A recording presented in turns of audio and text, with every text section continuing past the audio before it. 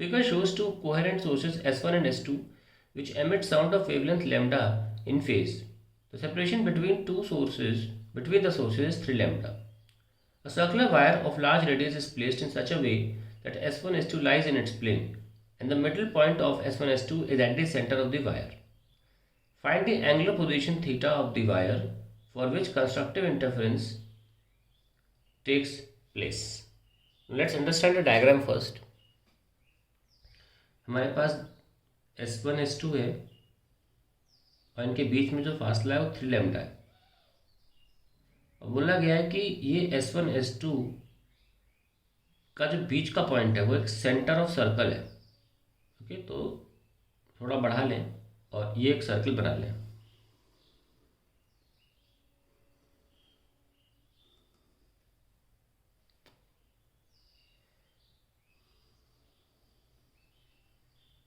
Centre आ गया।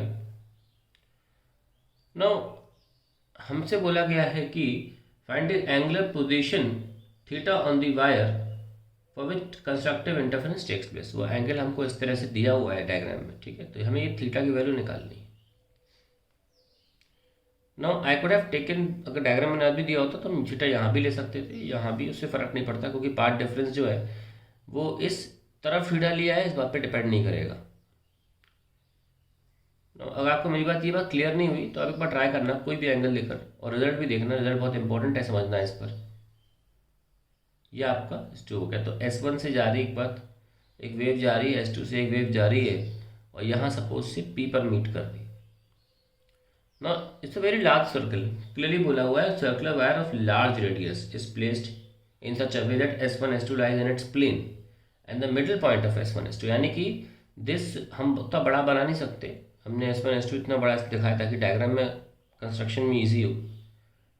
तो ये मान के चलेंगे कि ये जो रेडियस है ये लैम्डा या 1.5 लैम्डा, दिस इज 1.5 लैम्डा, ये रेडियस बहुत बड़ा है, ठीक है। तो अब हम चाहते हैं यहाँ पे हमें कंस्ट्रक्टिव इंटरफेरेंस मिले। So for constructive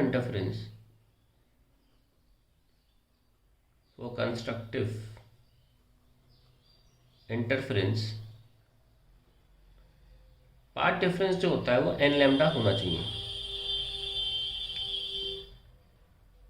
Now what is the part difference? That is S1P minus S2P, ये आपका n लैम्डा होना चाहिए। If I drop a perpendicular, मैं परपेंडिकुलर कराता हूँ यहाँ पे n, सो मैं इनको ऑलमोस्ट पैरेलल मान रहा हूँ, ठीक है। तो मैं 90-90 मान रहा हूँ, मतलब ये एंगल ऑलमोस्ट 1 डिग्री या हाफ डिग्री के बराबर है क्योंकि S1 S2 बहुत छोटा है as compared to this radius r, ठीक है। तो ऐसे में S1 n क्या हो जाएगा? It will become the part difference which is n should be n lambda and this is 3 lambda। ये भी मैं एंगल थीटा ले लेता हूँ, मैंने बोला ना ये लाइंस पैरेलल मान लिए, तो थीटा थीटा बराबर ऑल्टरनेट एंगल्स, कॉरस्पॉन्डिंग एंगल्स। और ऐसे में अगर ये ट्राइंगल है और ये पूरा 3 लैम्डा है तो ये कितना हो जाएगा? 3 lambda cos theta is equals to n lambda. तो अब जैसे जैसे आप n बढ़ा सकते हो अलग अलग वैल्यूज आपको मिलती चली जाएंगी। सो अगर मैं n को 1 लूँ तो 3 lambda cos theta becomes lambda cancel, तो ऐसे में कॉस थीटा हो जाएगा 1/3, ठीक है। तो theta will get cos inverse of 1/3। फिर मैं n को 2 लूँ तो cos theta is equals to 2/3 हो जाएगा। तो theta will be cos inverse of 2/3। और मैं कॉस थीटा अगर मैं n को 3 ले लूँ तो cos theta will become 1 and theta will become कितना हो गया? π/2 cos 0 degree, that will be 0 degree, angle will be 0 degree. तो एक हमारा कॉस इनवर्स ऑफ 1/3 हो गया, एक हमारा हो गया कॉस इनवर्स ऑफ 2/3, एक हो गया हमारा कॉस इनवर्स ऑफ मतलब थीटा बराबर 0। एक और ऑप्शन है कि हम 0 भी ले सकते थे। अगर हम 0 ले लेंगे तो थीटा क्या आ जाएगा? 90 आ जाएगा। सो फॉर एक यहाँ ले लेते हैं 3 कॉस थीटा इक्वल्स टू 0, तो थीटा भी कितना आ जाएगा? π/2।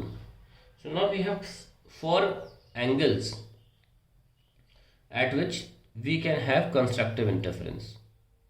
तो यहाँ पूछा है फाइंड द एंगुलर पोजीशंस पूछा है, एंगुलर पोजीशंस। तो एक देखिए, एक थीटा कितना कॉस इनवर्स ऑफ 1/3 है और कॉस इनवर्स ऑफ 2/3।